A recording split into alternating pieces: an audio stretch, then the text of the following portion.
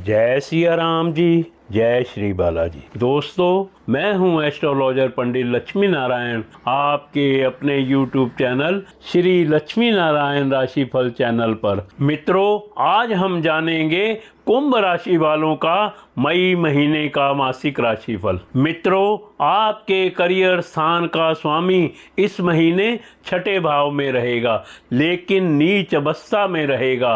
मंगल ग्रह का छठे भाव में होना अनुकूल परिणाम का संकेत है। इस कारण से कुछ कठिनाइयों के बाद आप अपने कार्य क्षेत्र में अच्छा कर सकेंगे। यदि आप व्यापार व्यवसाय से जुड़े हुए हैं तो आपको अपने काम को भी जॉब की तरह करने की जरूरत रहेगी। ईमानदारी और अपने टारगेट को मेहनत के साथ पूरा करना जरूरी रहेगा।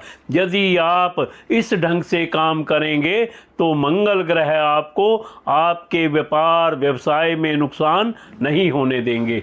वहीं यदि आप अपना काम दूसरों के भरोसे छोड़ेंगे तो हो सकता है कि आप मनोनुकूल परिणाम प्राप्त करने में पीछे रह जाएं। व्यापार का कारक ग्रह बुध, जिसमें महीने के शुरुआती सप्ताह और महीने के आखिरी सप्ताह में आप काफ़ी हद तक अनुकूल परिणाम प्राप्त कर सकेंगे। 7 मई से लेकर 23 मई के बीच का समय थोड़ा सा कमजोर रह सकता है। इस समय की गई व्यापारिक यात्राएं अधिक फायदा देने में पीछे रह सकती हैं। नौकरी पेशा लोगों के लिए महीना समानता पर अनुकूल रहेगा। भले ही थोड़ी सी मेहनत एक्स्ट्रा करनी पड़े, लेकिन उस मेहनत के परिणाम आपको मिल जाएंगे। आप अपने टारगेट को अचीव कर सकेंगे। आपके प्रतिस्पर्धी आपको पीछे करने की कोशिश में रह सकते हैं, लेकिन आप अपने लक्ष्य को प्राप्त करने में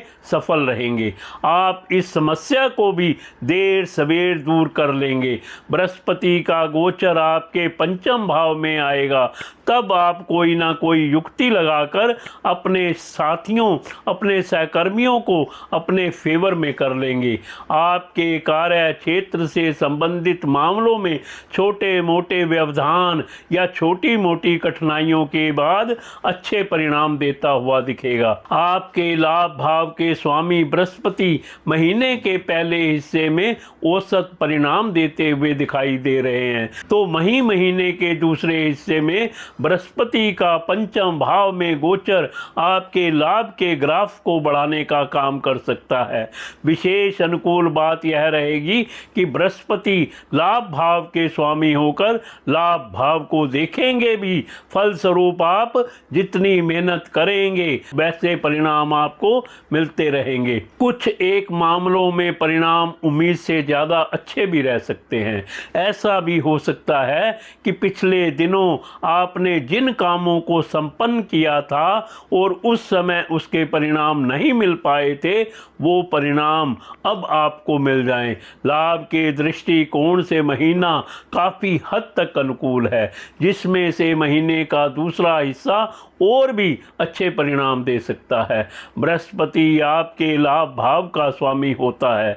बृहस्पति ही आपके धन भाव का स्वामी होता है, और बृहस्पति धन का कारक ग्रह तो होता ही है। महीने के पहले हिस्से में आप सभी आर्थिक मामलों में औसत लेवल के परिणाम प्राप्त कर सकेंगे, तो वहीं महीने के दूसरे हिस्से में बृहस्पति के गोचर के कारण परिणाम काफ़ी अनुकूल और शानदार रह सकते हैं। और ना केवल उस अवधि में अच्छी कमाई कर सकेंगे, बल्कि अच्छी बचत भी कर सकेंगे। इतना ही नहीं, पहले से बचाए गए धन को या रुपए पैसे को आप बेहतर जगह निवेश भी कर सकेंगे और सुरक्षित भी रख सकेंगे। आपके लगन या राशि के स्वामी ग्रह शनि की स्थिति फिलहाल ठीक नहीं है। इस महीने शनि ग्रह रहेगा तो अपने ही नक्षत्र में, लेकिन दूसरे भाव में शनि का गोचर अच्छा नहीं माना गया। यह एक कमजोर बिंदु है। शनि आपके दूसरे भाव में रहेंगे और महीने के पहले हिस्से में राहु केतु के प्रभाव में भी रहेंगे। फलस्वरूप आपका खान पान असंतुलित या बिगड़ा हुआ रह सकता है। फलस्वरूप पेट या मुख से संबंधित कुछ परेशानियां देखने को मिल सकती हैं। कमर के आसपास की कुछ तकलीफें रह सकती हैं अथवा जननांगों के आसपास कुछ इन्फेक्शन जैसा भी देखने को मिल सकता है। लेकिन महीने के पहले हिस्से में आरोग्यता के कारक ग्रह सूर्य का उच्च का होना किसी भी प्रकार की बड़ी समस्या को आने से रोकेगा। वहीं महीने के दूसरे हिस्से में बृहस्पति आपके पंचम भाव में गोचर करते हुए आपके प्रथम भाव को देखेंगे। फलस्वरूप इस अवधि में भी कोई बड़ी स्वास्थ्य समस्या नहीं आने पाएगी। स्वास्थ्य के प्रति जागरूक बने रहेंगे तो परिणाम एवरेज से बेहतर भी हो सकते हैं। मित्रों, आप चैनल को सब्सक्राइब करें ताकि राशिफल, ज्ञान और जीवन से संबंधित वीडियो सबसे पहले आपके पास आए। लाइक का बटन भी दबा दीजिए और कमेंट्स बॉक्स में जय सिया राम जी, जय श्री बालाजी लिखिए और श्री बालाजी का आशीर्वाद पाएं। यदि आपके प्रेम संबंध की बात की जाए तो आपके पंचम भाव के स्वामी बुध औसत लेवल के परिणाम देता हुआ दिखेगा। बुध ग्रह का इशारा औसत लेवल की लव लाइफ पर दिख रहा है, लेकिन प्रेम का कारक ग्रह शुक्र उच्च अवस्था में रहेगा। यह प्रेम के लिए बहुत अच्छी स्थितियां निर्मित करने का संकेत कर रहा है। महीने के दूसरे हिस्से में बृहस्पति की पंचम भाव में उपस्थिति भी लव लाइफ में काफी अनुकूलता देने का संकेत कर रही है। मर्यादित तरीके से प्रेम करने वाले व्यक्तियों को इस महीने मिलने मिलाने के मौके भी मिल सकेंगे। वहीं अमर्यादित प्रेम करने की स्थिति में कुछ बड़े बुजुर्गों की डांट भी खानी पड़ सकती है। विवाह आदि से संबंधित बातों को आगे बढ़ाने के लिए महीने का दूसरा हिस्सा काफी अनुकूल कहा जाएगा। सप्तम भाव का स्वामी महीने के पहले हिस्से में उच्च अवस्था में रहेगा, जो दाम्पत्य जीवन में अनुकूलता बनाए रखेगा।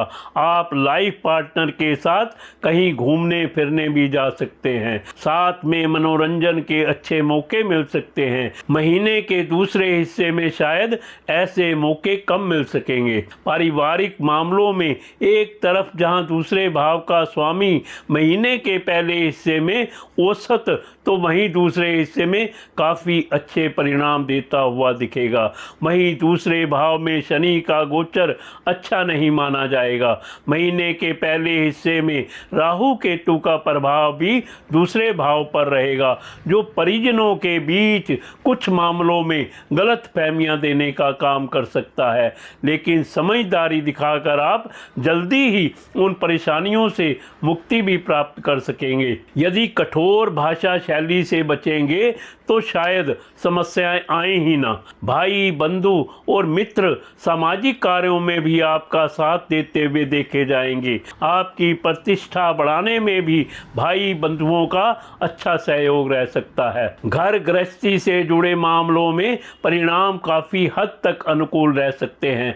चतुर्थ भाव का स्वामी शुक्र उच्च अवस्था में है, यह काफी अनुकूल बात है। वहीं महीने के पहले हिस्से में बृहस्पति चतुर्थ भाव में रहेंगे, जो औसत लेवल के परिणाम दे सकेंगे। चतुर्थ भाव पर शनि की तीसरी दृष्टि अच्छी नहीं कही जाएगी। फिर भी कुल मिलाकर देखें तो घर गृहस्थी के मामले में आपको औसत से बेहतर परिणाम मिल सकते हैं। घरेलू उपयोग की कुछ चीजें छोटी मोटी परेशानियां दे सकती हैं, लेकिन रिपेयर करने पर वह ठीक हो जाएंगी और आपका बड़ा खर्चा बच सकेगा। अब मैं बड़े ही आसान से कुछ उपाय बता रहा हूं, जिन्हें करके आप ग्रहों को प्रसन्न कर सकते हैं। व्यापार स्थल पर किसी भी प्रकार की समस्या हो तो वहां श्वेतार्क गणपति तथा एकाक्षरी श्रीफल की स्थापना करें। फिर नियमित रूप से धूप दीप आदि से पूजा करें तथा सप्ताह में एक बार मिठाई का भोग लगाकर प्रसाद यथासंभव अधिक से अधिक लोगों को बांटें। भोग नित्य प्रतिदिन भी लगा सकते हैं। साथियों, अगर आप कुंडली दिखाना चाहते हैं या मुझसे बात करना चाहते हैं तो आपके फ़ोन स्क्रीन पर नंबर दिए गए हैं, आप मुझसे संपर्क कर सकते हैं। साथियों, आप वीडियो को अपने मित्रों और सगे संबंधियों के साथ ज़रूर शेयर करें। इसके साथ ही मैं अपनी वाणी को विराम देता हूं। कल फिर मिलेंगे अगली वीडियो में। जय सिया राम जी, जय श्री बालाजी।